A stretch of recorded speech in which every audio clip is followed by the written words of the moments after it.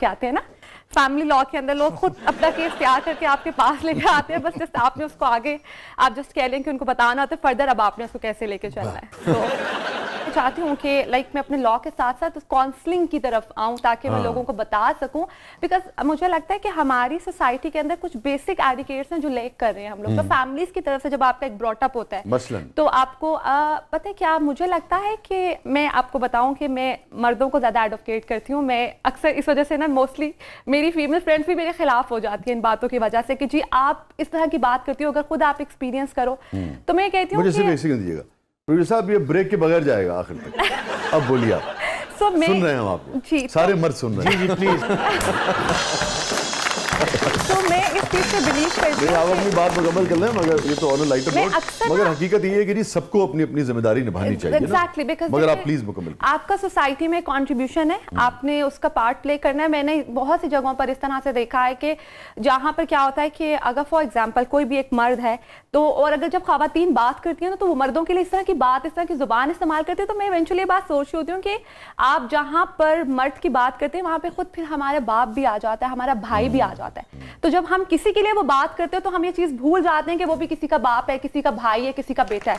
तो हमारी सोसाइटी के अंदर कुछ चीजें इस तरह की हैं. आपकी फैमिली शुरू कर दिया कुछ लोगों ने. नहीं, मैं इस चीज को बड़े अच्छे से अंडरस्टैंड करती हूँ. हमारे अंदर जो सबसे ज्यादा एक इमेच्योरिटी कि जहां पर आपको लगता है खवातीन बहुत कंट्रोलिंग है, और आपको मोस्टली शादियों के बाद जो चीजें लोगों के साथ प्रॉब्लम्स होती हैं वो यही प्रॉब्लम्स आ रही होती हैं कि आपकी किसी से शादी होगी एंड देन फर्दर आने के बाद आपको लग रहा होता है कि अब आपकी शादी होगी, आप शादी करके किसी के घर में आए तो बस अब आप अपना सब कुछ छोड़कर आ गए ना, तो उसके बाद अब आपने उसको कंट्रोल करना है. तो आप अगली स्पेस नहीं देते अगले इंसान को, बिकॉज देखिए एक इंसान है, वो भी एक स्पेस दे रही है हमें, प्लीज. आप देखिए हर इंसान डिफरेंट सर्कमस्टांसेस में बड़ा होता है. तो हम लोगों को अल्लाह ताला ने फितरतन इंसान को आजाद बनाया. बस कर पगली रुलाएगी क्या?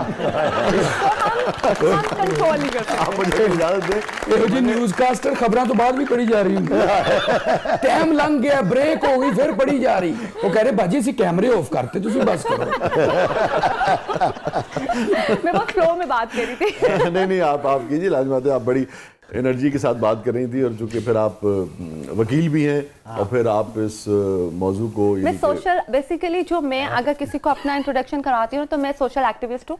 मैंने कोविड के टाइम पर शाह जी मैं एक बात करना चाह रहा था, जिस तरह मैंने इनको सुना और जितनी एनर्जी और ताकत है इनके अंदर, और जितने अल्फाज का जखीरा है, जितने फ्लो से बोल रही होती हैं, मर्दों के हक में बोल रही हैं, मर्दों के हक में, और एक रिमझिम सी हो रही है. नहीं हुजूर, झाला भारी हो रही है. तो मेरा ख्याल है जब ये केस सबमिट करेंगी कहीं भी तो सामने से वो साहब कहेंगे एक मिनट ठहर जो, तेरे अच्छी फैसला देता है. अरे जी डॉक्टर को मरीज ही कोई नहीं जानता होंदा. 9 सफियां दी तो दवाई लेके देंदे.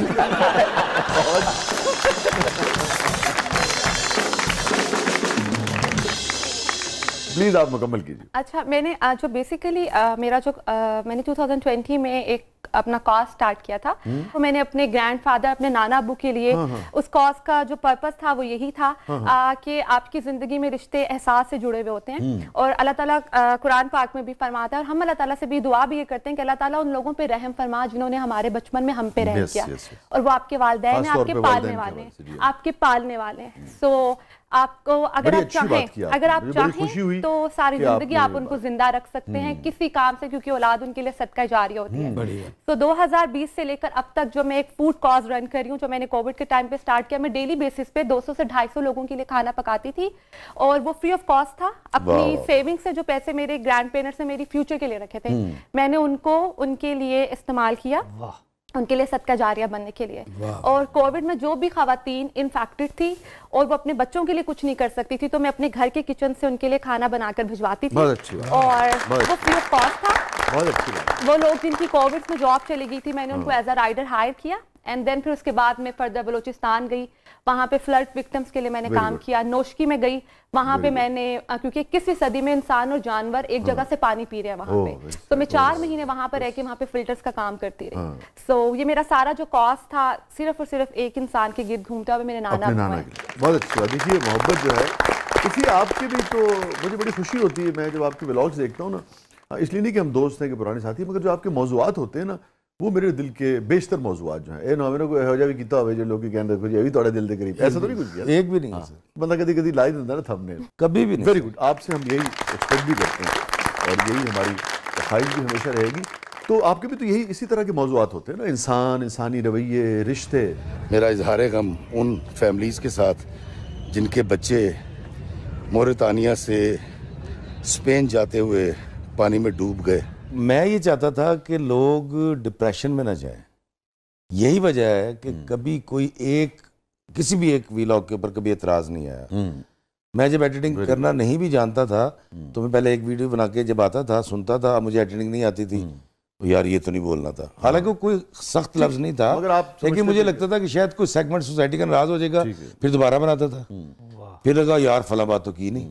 پھر 8 دفعہ میں بناتا تھا اور واک کرتا تھا اس کا لارس کے. تو میں اتنا ذمہ دار رہا ہمیشہ, تو اس لیے میں نے کہا کہ میں نے کبھی ایسی کوئی بات نہیں کی. بہت اچھی بات ہے, بہت ہی قابل تعریف ہے. میں شاید آپ حیران ہو گئے, مجھے بہت سارے لوگ کال کرتے ہیں. پہلے سوال یہ ہوتا ہے سر آپ کاؤنسلنگ کے کتنے پیسے لیتے ہیں. میں کہتا ہوں یار پہلی بات یہ میں کوئی ٹرینڈ آدمی نہیں ہوں, لیکن یہ ساری باتیں میں نے بابوں کے پیروں میں بیٹھ کے سیکھی, اشفاق صاحب جیسوں کے, تو اس کے پیسے کیا لوں گا. پھر وہ 2 گھنٹے بھی سناتے ہیں, 7 گھنٹے بھی سناتے ہیں اور میں سنتا ہوں. جی خدا کی قسم کھا کے کہہ رہا ہوں.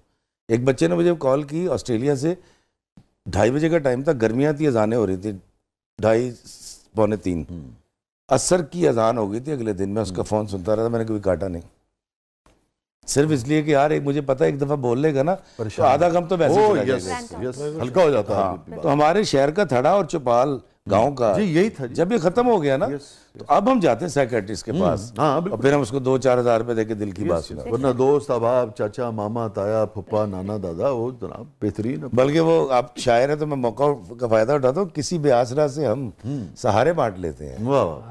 خوشی کے روز آؤ چاند تارے بانٹ لیتے ہیں. مجھے مایوس آنکھوں کی نمی اچھی نہیں لگتی, میرے کاندھے پہ سر رکھو خسارے بانٹ لیتے ہیں. تمہارے درد کے قصے اگر کوئی نہیں سنتا, میرے کانوں میں سب کہہ دو سہارے بانٹ لیتے ہیں. کسی کو میں سہارا دوں, کسی کو تم سہارا دو, بہت اچھے. ہمارے گرد ہیں لاکھوں بیچارے بانٹ لیتے ہیں. اور غیر سیاسی شعر ہے کہ مجھے لگتا ہے ہم سے یہ سیاستدان اچھے ہیں.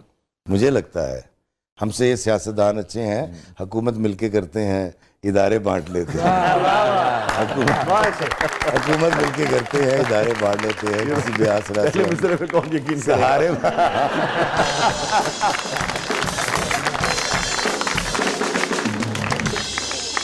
اچھا افی, یہ بتائیے کہ یہ جو آپ نے جس حساسیت کی بات کی, جس سینسٹیوٹی کی بات کی, یار یہ جملہ لازم بات ہے اس میں کوئی, میں سمجھ سکتا ہوں کہ اس میں کوئی ایسی مغلظات بھی نہیں ہوگی, کچھ بھی نہیں ہوگا, مگر یار پھر بھی کسی نو برا نہ لگ جائے, کسی دی دل آزاری نہ ہو جائے. اور خاص طور پہ ایک ایسے پلیٹ فارم سے جہاں جو چاہو کہہ دو, ایک طرح کی اس طرح کی آزادی, اور کیسا کیسا پھر اس کا استعمال ہم نے دیکھا اس معاشرے میں اور وہ بھی رہا ہے. مگر آپ نے اس حساسیت کو آج بھی برقرار رکھا ہوا ہے. کیسے دیکھتے ہیں آپ, ایک طرف اتنی احتیاط اور دوسری طرف انے واہ جو آیا منہ بولی. شاہ جی جہاں تک حساسیت کی بات ہے, میں واقعی آپ صحیح کہہ رہے ہیں, میں بہت سینسٹیو آدمی ہوں. میں اتنا سینسٹیو آدمی ہوں کہ وسیع شاہ نے شعر کہہ رکھا ہے, اور جب میں اس کی ڈیپتھ میں جاتا ہوں اپنے تخیل میں تو میں رو پڑتا ہوں. میں حقیقت بتا رہا ہوں آپ کو. وہ کسی کا ہے نا کہ دیر لگی آنے میں تم کو, شکر ہے پھر بھی آئے تو آس نے دل کا, مطلب میں کمپلیٹ نہیں کر پاتا اس طرح کی شاعری کو. آپ کا ایک مجھے بڑا دل کے قریب ہے, وہ تھا بس یہی آس ہی. سنائیے گا ذرا. ایک یہی آس ہی کافی ہے میرے جینے میں, دل نہیں آپ دھڑکتے ہیں میرے سے.